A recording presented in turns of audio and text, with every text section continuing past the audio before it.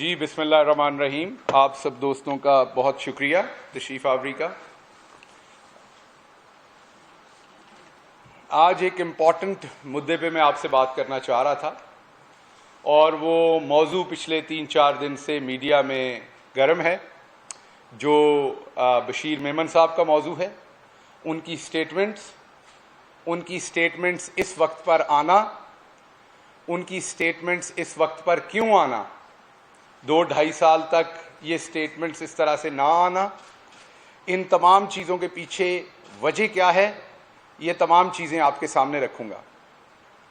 लेकिन उससे पहले, ये चीज़ें आपके सामने रखने से पहले मैं आपकी खिदमत में अर्ज़ करना चाहता हूँ, आज जो रिज़ल्ट आया कराची में,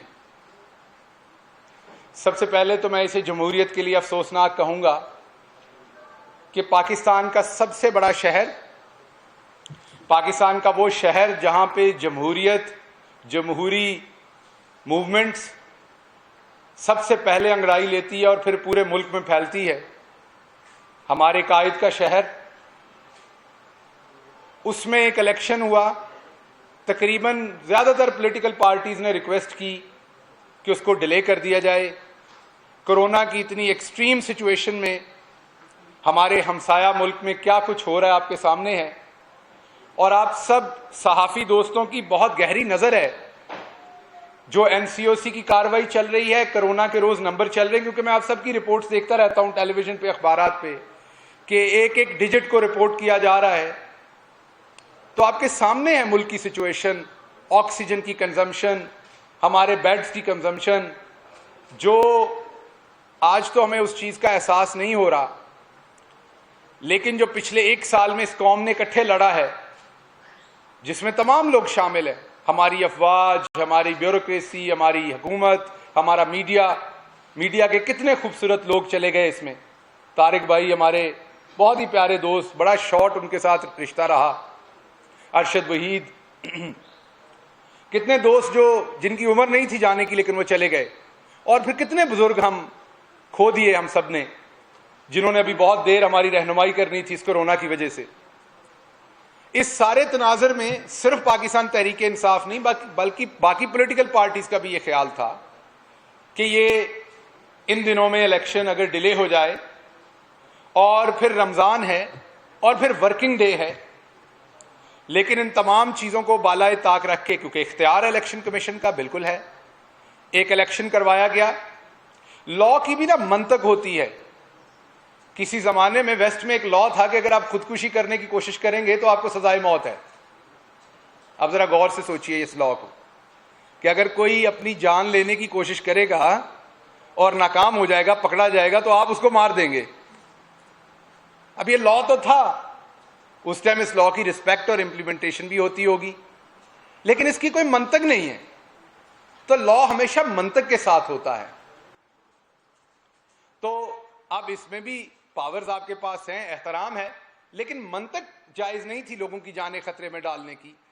एक तरफ आपने देखा कि पिछले दिनों बच्चों के एग्जाम्स के ऊपर कितना वावेला रहा, और किसी हद तक दुरुस्त वो कि बच्चों की जिंदगियां खतरे में हम ना डालें, लेकिन इलेक्शन में वहां पे आपने देखा कि किस तरीके से, और उसका जो रिजल्ट आया वो इससे भी दर्दनाक, 10% सिर्फ वोटिंग। तो एक तो 10% से भी कम, जो मैंने टेलीविजन पे देखा 9.6।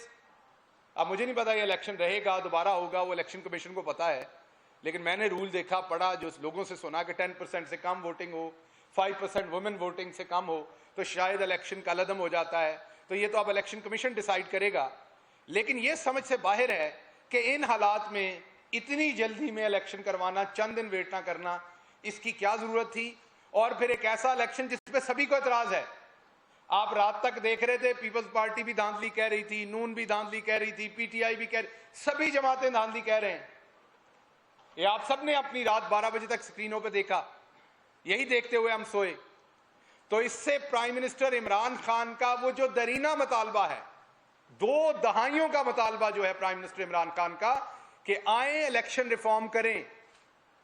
जब इलेक्शन होता है सब एक दूसरे के ऊपर धांधली का इल्जाम लगाते हैं, जूतों में दाल बटती है, एक दूसरे पे इल्जामात लगाए जाते हैं, जिसकी गवर्नमेंट होती है उस पे इल्जामात लगाए जाते हैं, जैसे अभी पीपल्स पार्टी पे लग रहे हैं।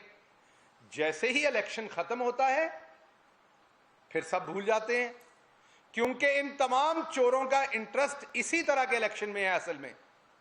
वरना जितना ये इलेक्शन के दिन पे चीखते हैं, अब आप मरियम बीबी को देखें, जैसे वो चीख रही हैं, जुबैर साहब चीख रहे हैं कि हमारे साथ धांधली हो गई, शहबाज शरीफ साहब, आपको याद है ना जब हम सेनेट का आइडेंटिफाइबल वोट कह रहे थे, तो इन चोरों की आपने उसमें जो जस्टिफिकेशन थी वो सुनी थी आपने, वजह तौजीह जो थी इनकी वो सुनी थी आपने। आज ये रो रहे हैं, कल ये इलेक्शन जीत जाएंगे कोई धांधली करके तो ये बड़े खुश होंगे, हार जाएंगे ये रोएंगे।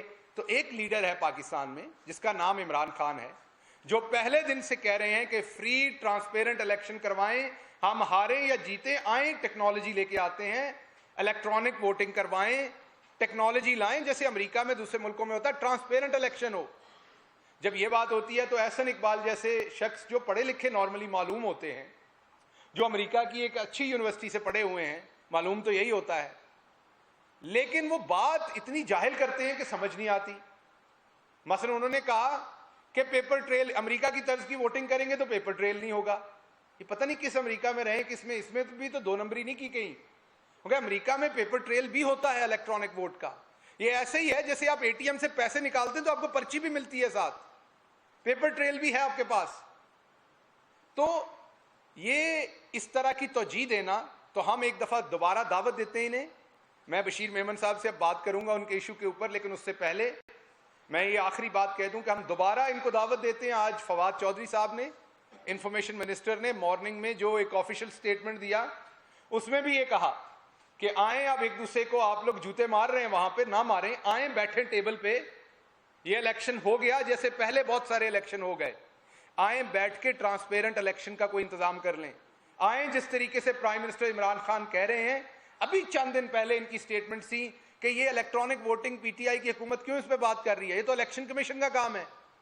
और भाई हमने तो सुप्रीम कोर्ट के वाजे डायरेक्शन पे भी इलेक्शन कमीशन ऑफ पाकिस्तान के पास गए थे कि हम हर तरह की टेक्नोलॉजी देने को, हर तरह की मदद देने को तैयार हूं। उस वक्त में मैं भी था कि आप बराए मेहरबानी ये जो सेनेट के चंद 100 बैलेट पेपर हैं इनको आइडेंटिफाइबल बना लें, जैसा कि सुप्रीम कोर्ट ने कहा, लेकिन बदकिस्मती से वो ना हो सका। हम आज दोबारा कह रहे हैं, पाकिस्तान तहरीक इंसाफ आज दोबारा रिकॉर्ड पे है।